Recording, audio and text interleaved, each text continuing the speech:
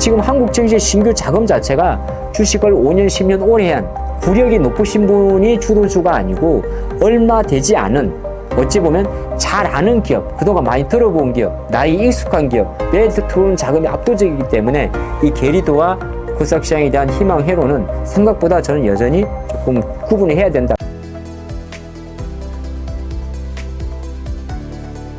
매주 화요일 저녁 8시에 진행되는 무료 특강 아래의 링크에서 신청하세요. 현재 코스피와 코스닥의 괴리감을 어떻게 보시나요? 또한 하반기에는 어떤 시장에 더 주목해야 할까요? 아마 2026년도가 우리 한국 증시 역사상 거의 코스피와 코스닥의 상대적 강도, 괴리도가 역대 최고치로 알고 있습니다. 뭐 그럴 수밖에 없는 게 추석 가만히 생각해 보면 코스피는 8천, 9천까지 갔지 않습니까? 코스닥은 1000포인트 전후에서 왔다 갔다 하다가 한 1200포인트까지 갔었나요? 그 나서 또 900포인트 전후까지 내려와 있으면, 초반까지 내려와 있으면은 이거는 뭐 거의 제가 알기로는 아직 한 두 자릿수가 안 넘은 걸로 알아요. 2026년도 상승률 자체가. 그러면 이건 어떤 관점이 있냐 하면은 첫 번째는 왜 이렇게 계율이 벌어졌느냐? 그거는 코스닥이 못 났으냐? 그렇지는 않습니다. 코스피가 너무 잘나서 그래요. 누가? 삼성전자, 하이닉스가, SK가, 삼성전기가, 현대차가 말이죠. 그렇게 볼 수 있는 게 첫 번째 요인이 되는 거고, 두 번째 같은 경우는 자금의 성격인데, 자금의 성격이 반복적으로 말씀드립니다만은 외국인이 주식을 파는 시장, 거기에는 우리는 보이지 않지만은 공매도 세력도 많다는 겁니다. 그럼 공매도 노출이 많은 종목, 실제적으로 코스닥에 있는 많은 종목들, 코스피에도 공매도 종목이 많습니다. 금액 기준으로는. 근데 금액 기준으로는 코스피는 많아도 시가총액 사이즈가 지금 대략적으로 코스피 시장이 7천조 원이 넘고 코스닥 시장이 700조 원이 안 돼요. 10대 1의 비율까지 갔거든요. 그런 관점이라면 시장은 강한 쪽으로 몰리는 게 주식의 습성이기 때문에 생각보다 코스피와 코스닥의 상대적 괴리도가 벌어져 있는 것은 오래 진행될 수 있는 가능성을 열어놓고 있습니다. 그렇다면 상대적으로 덜 오른 코스닥도 앞으로 상승 흐름에 동참할 수 있을까요? 코스닥 투자자들은 어떤 시점을 기대해 볼 수 있을까요? 그러니까 우리가 투자를 하다 보면 이제 실적이 안정적인 대형주를 투자하느냐, 아니면 지금의 실적은 조금 부진하지만은 앞으로 실적 성장 가능성이 높은 중소형주를 투자하느냐, 이거를 조금 전에 말씀하신 거와 비교 분석을 하면 코스피를 살 거냐, 코스닥을 살 거냐, 그렇게 볼 수 있잖아요. 왜냐하면 시장 자체가 코스피는 실적의 검증을 갖고 상장을 시켜준 집이고, 코스닥은 지금 실적은 부진하지만은 2차전지, 지금 실적은 부진하지만 바이오, 지금 실적은 그냥 이런 종목으로 포함되어 있지 않습니까? 그렇기 때문에 실제적으로 어느 정도의 시간이 좀 걸리는 데는 제가 보니까 좀 시간이 걸릴 것 같고요. 코스닥 시장이 코스피를 이기는 시장은 흔치는 않습니다. 예, 뭐 흔치는 않아요. 왜냐하면 시가총액 비중 자체가 좀 차이가 있어서 그런 관점을 보시면 좋을 것 같고, 이제 코스닥 시장 포함해가지고 중소형주 투자를 하시는 분이 똑같은 글인데, 그럼 조건이 있을까요? 물어본다면 시장이 천천히 올라가는 것밖에 없네요. 가만히 생각해 보니까. 그게 뭐 어떻게 보게 되면은 말장난처럼 보이는데 그렇지가 않습니다. 코스피 시장 자체가 월간 30%가 오른다고 생각해 보십시오. 4월달, 5월달. 그러면 제가 아까 조금 전에 코스피 시가총액이 7천조 원이라 그랬죠. 7천조 원이면 월간 30%에 7, 3, 21, 200조 원 이상의 시가총액이 커지고 있습니다. 2천조가. 근데 코스닥은 10분의 1이라 그랬죠. 그러면 반대적으로 만약에 코스피 시장에서 1조를 팔 때 코스닥 시장 같은 경우는 천억을 사줘야 되는데 실제로는 그렇지가 않는 거고, 또 반대로 외국인이 제가 아까 130조 또 매도한다고 얘기했겠죠. 그러면 거기에는 대부분이 코스피 종목입니다만은 코스닥 시장 같은 경우는 요만큼만 매도해도 종목이 약하거든요. 그런 게 좀 보시는 게 좋지 않나. 여기에 또 이제 많이 아시겠습니다만은 시장 관점이 이제 단일 종목 ETF의 상장 이후로 단일 종목만 그런 게 아니라 뭐 최근에 신한자산운용, 또 미래에셋자산운용, 삼성자산운용에서 계속적으로 코스피의 어떤 지수를 추종하는, 그게 이제 피지컬 AI 플러스 AI를 추종하는 쪽에 자금을 계속 밀어버리고 있고, 지금 한국 증시의 신규 자금 자체가 주식을 5년, 10년 오래 한 구력이 높으신 분이 주도주가 아니고 얼마 되지 않은, 어찌 보면 잘 아는 기업, 그동안 많이 들어본 기업, 나이 익숙한 기업, 내한테 들어오는 자금이 압도적이기 때문에 이 게리도와 코스닥 시장에 대한 희망 회로는 생각보다 저는 여전히 조금 구분을 해야 된다, 그렇게 말씀드리고 싶습니다. 코스닥 승강제가 도입된다면 시장에는 어떤 변화가 나타날 것으로 보시나요? 요건 조금 고민해 볼 필요가 있는 부분인데요. 그동안 우리나라가 연초나 1월달, 2월달 정도에 코스닥 활성화 대책을 좀 발표한 게 없잖아 있긴 있었어요. 뭐 예를 들어서 우리나라가 3월달에, 2월달이었나요? 3차 상법 개정을 통과할 당시에도 어느 정도 코스닥 기업에 대해서도 자사주 소각이라든지 기타 주주 환원 정책을 강화하는 기업에 대해서는 뭐 예를 들어서 뭐 여러 가지 인센티브를 주겠다. 뭐 법인세 감면이라든지 기타 등등 있었거든요.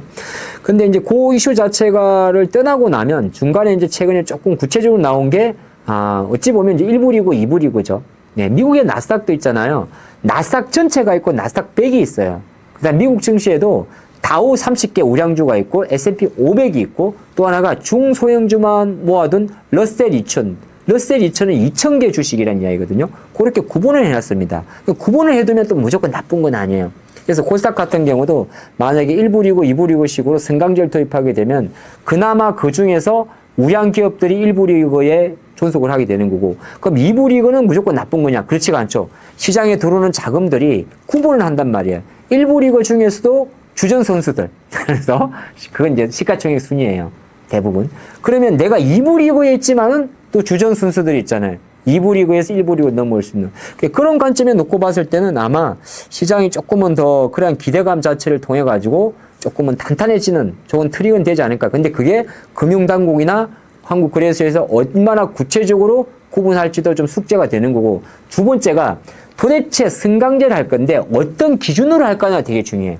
저는 이게 때문에 되게 고민해요. 제가 만약에 이 승강제 도입의 실무진이나 아니면은 참조인으로 뭐 정부에서 한번 와보라고 하면은 저도 되게 고민할 것 같아요. 이걸 시가총액으로 하는 게 맞는지, 그럼 알테오젠 1이잖아요. 아니면은 뭐 약간 그런 게 좀 없잖아요. 실적으로 보는 게 맞는지, 그건 조금 고민해볼 문제라서 승강제 도입의 검토에서도 막연한 희망보다는 생각보다 이거를 정리하는 과정에서 시간은 좀 필요하지 않을까, 그렇게도 볼 수 있겠습니다. 그렇다면 하반기 코스닥 시장에서 주목해야 할 종목에는 어떤 것들이 있을까요? 코스닥이 아까 제가 조금 전에 상대적으로 지수 기준으로 못 간 이유가 코스피가 너무 강했으라고 이야기를 했어요. 물론 또 중간에는 이런 것도 하나 있긴 있습니다. 올해 26년도 상반기 증시의 가장 큰, 우리가 맨날 들었던 이야기가 뭐죠? 이란 전쟁, 고유가잖아요. 그러면 아무래도 시장 관점에서는 코스피 종목들이, 우리가 그런 이야기를 했어요. 환율이 1,500원이 넘어갔습니다. 대기업은 괜찮아. 자동차 팔고 반도체 팔고 하니까. 대신 중소기업이나 제조나 이런 기업들은 원가 부담이 안 돼요. 중소기업들도 옛날에 환율 해지도 안 돼요. 그걸 그대로 생각하게 되면 코스닥 기업들의 그런 기업들이 상당히 많죠. 바이오 기업 같은 경우는 자금 조달에 대한 이슈가 있었을 거고, 2차 전지 기업들 같은 경우는 공장을 청소할 수도 없는 상황, 업황 자체도 부진하고, ESS 언제 될지 모르고, 전기차 안 팔리고, 팔리긴 팔리는데 중국산 배터리 들어가는 거니까, 보조금은 안 준다 그러고, 그러면 유일하게 남는 섹터가, 그렇죠.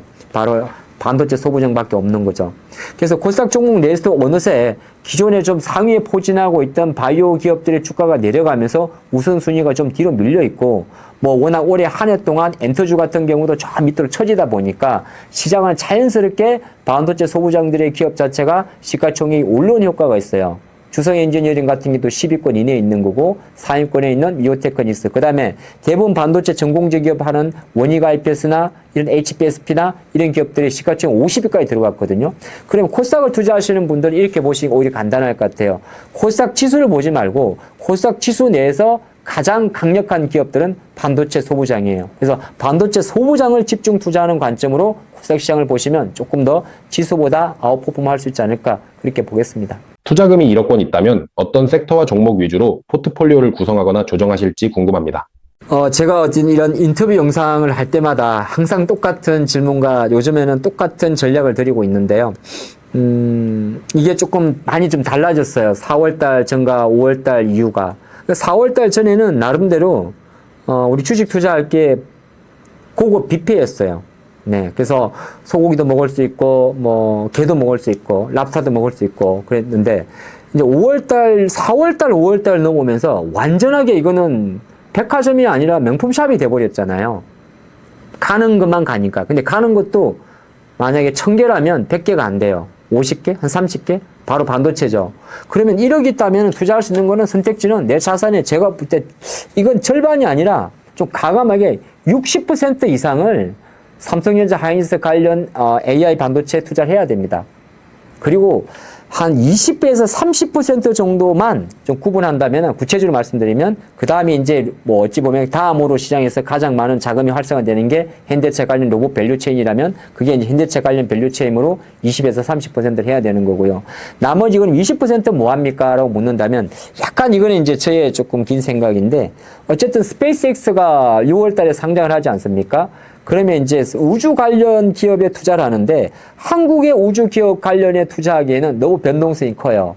예, 그런 관점이라면 한국에 상장되어 있는 미국의 우주 기업에 투자하는 주요 ETF나 또는 미국에 상장되어 있는 미국의 ETF를 좀 투자하는 것도 고민해 볼 필요가 있습니다. 왜냐하면 글로벌 우주의 많은 메인 자체가 바로 스페이스X로 이어지는 부분이고 또 이런 분들이 있을 수 있는데 스페이스X의 기업의 주가가 하락할 수도 없지 않아 있기는 있어요. IPO 이후요. 근데 중요한 것은 그 스페이스X의 상장 자체 시가총액 자체가 어차피 1조 달러가 넘는 자금이기 때문에 시장은 어느 정도의 밸런스를 맞추는 관점에서 뭐 스페이스X, 그 다음에 기존에 미국 주식에서 우주 ETF에 들어가고 있는 뭐 로켓랩이라든지 뭐 인투이티브 머신이라든지 많은 로봇 관련 기업들, 우주 관련 기업들이 포진하고 있거든요.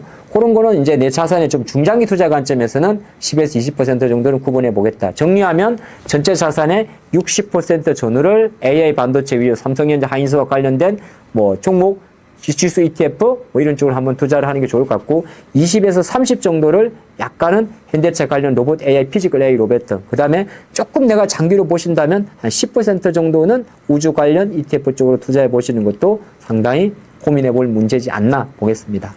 마지막으로 투자자분들께 전하고 싶은 말씀이 있다면 부탁드립니다. 네, 올해 장이 참 투자를 하면서 많은 분들이 그럴 수 있습니다. 어떤 극과 극의 희비가 좀 많이 나오고 있잖아요. 근데 저희도 이제 이런 장을 처음 보고, 근데 항상 저도 주식을 오래는 했지만은 어떤 마음으로 장을 보냐 하면은 나는 초년생이다 마음을 봅니다. 요즘 같은 장 같은 경우는 내가 기존에 갖고 있던 관습을 내려놔야 지금의 시장에 동조화를 할 수 있거든요. 그래서 주식 투자를 하실 때는 자신만의 원칙과 기준을 정하는 건 가장 중요하고요. 다만 밸류에이션을 평가할 때 우리가 뭐 직계적으로 이 기업의 적정 가격은 이 정도야. 야, 이 정도밖에 돈이 안 버는데 왜 주가 올라가는 거야. 그거에 대해서는 시장이 부르는 목소리에 조금 더 귀를 기울이시고 조금 유연하게 대응하신다면 일정 부분 시장을 추종하는, 시장을 따라갈 수 있는, 시장의 수익률이 함께할 수 있는 진정한 투자가로 거듭날 것을 저는 확신합니다. 여러분들을 응원하겠습니다.